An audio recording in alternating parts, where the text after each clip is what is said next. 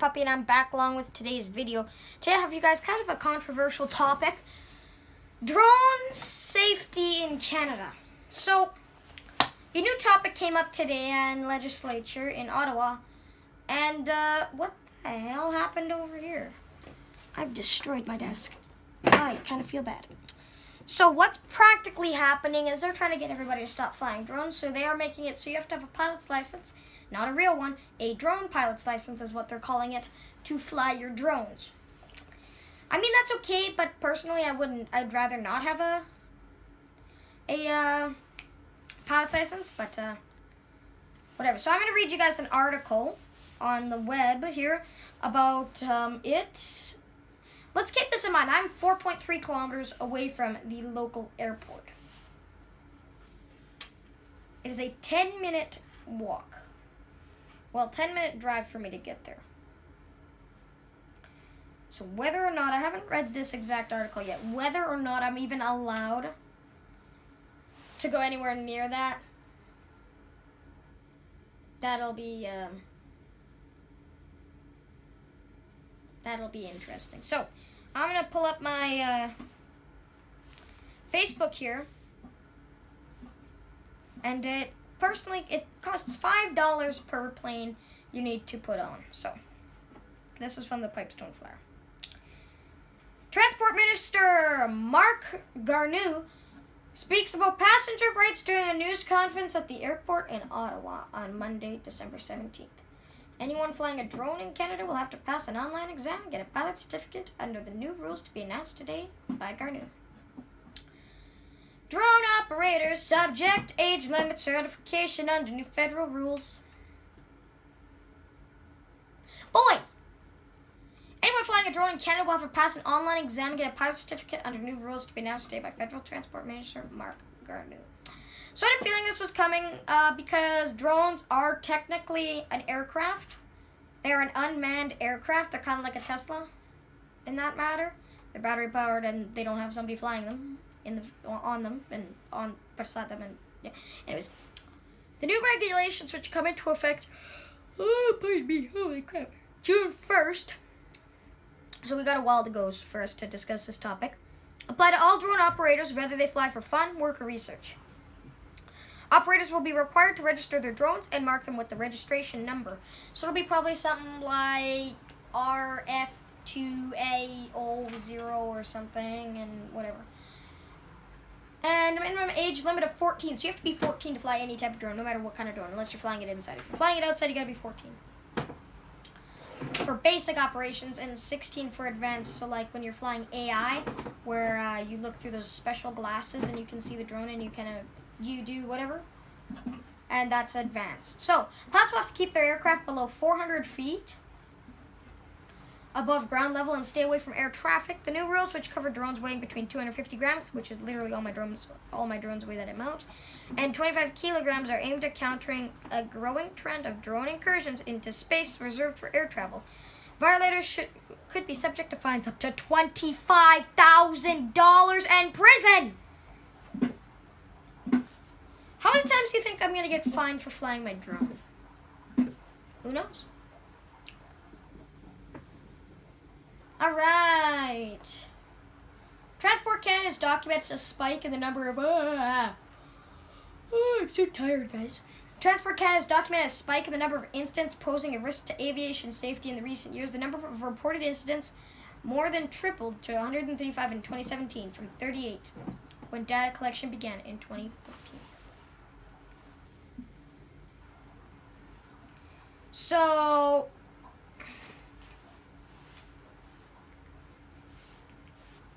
let's look at the Transport Canada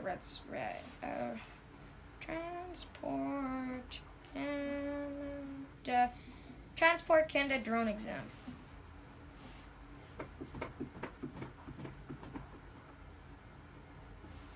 So here's the current rules. The current rules are for recreation. To fly your drone, you need to be 90. Let's see how many of these I've broken.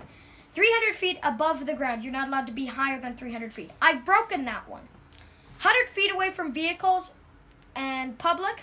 Failed that one. 76 meters away from vehicles. Failed that one. 5.6 kilometers away from aerodromes. I'm 4.3. I've flown my drone in airspace for the last, I don't know, months and months and months, and I've seen many police officers, and they've said, that's cool. And I've never, ever got somebody walk up to me and say, you're flying too close to an airport. Yeah. I'm like, boy, really? If a plane is flying below 300 feet, you have an issue. 1.9 kilometers away from heliports or aerodromes. Guess what? I'm below that too. I'm above that. I'm below that. I'm like 0.7 kilometers from the hospital, which has a helipad. Outside of controlled or restricted airspace, well, there's no controlled airspace in this area. Actually, there is, but I don't think it's controlled.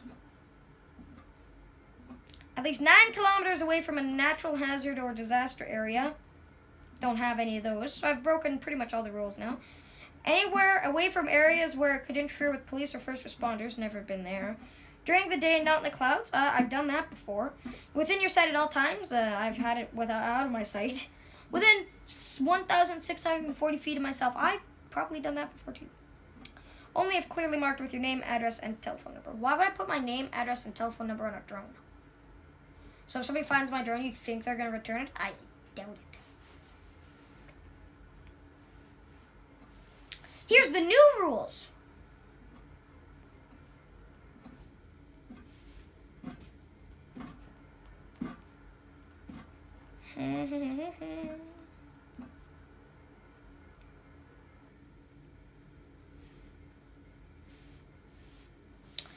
Alright, so now in the new rules, you have to take an online exam.